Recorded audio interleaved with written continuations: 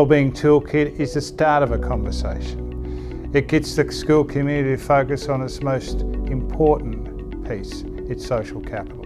We, NESLI, have decided that to wait any further to make a concerted commitment to support the wellbeing of our key resources in our schools, our teachers and our workforce, is too long. So when we set out to design the Wellbeing Toolkit, we had a couple of broad priorities and objectives that we really wanted to make sure that we met. One of them was we wanted something that was going to be really well researched, really well connected to research and be really robust in terms of its understanding of and addressing wellbeing issues in work contexts and in particular school contexts. What's coming out of our research now is that when there is good, what we call social capital, which is everybody in the organisation working collectively for the common good, and everybody feeling like they're supporting each other in doing that, everybody gets a bump in terms of their well-being. And when that's not happening, and that cannot happen for all kinds of reasons, then there's serious implications for people's health. So addressing the workplace is not just about principals' health and wellbeing, it's about every single person in that school, from the kids through the teachers and the support staff.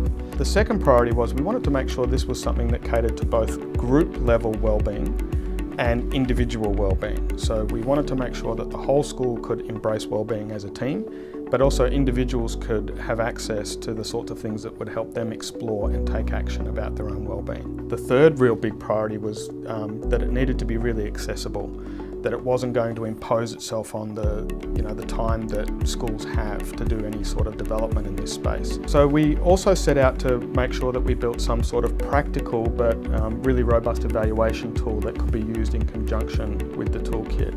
And this works on measuring things at two levels. One is the general sense of wellbeing, both feeling and functional wellbeing that people are feeling within the school, but also the level of social capital that is existing in the school and can be improved on in the school.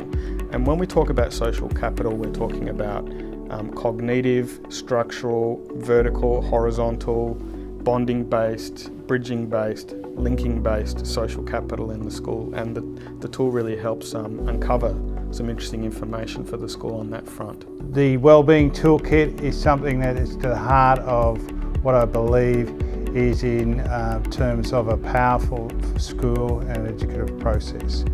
Teachers make the difference, principals make the difference, our parents, our community, our stakeholders generally support in contributing to the well-being of our young people.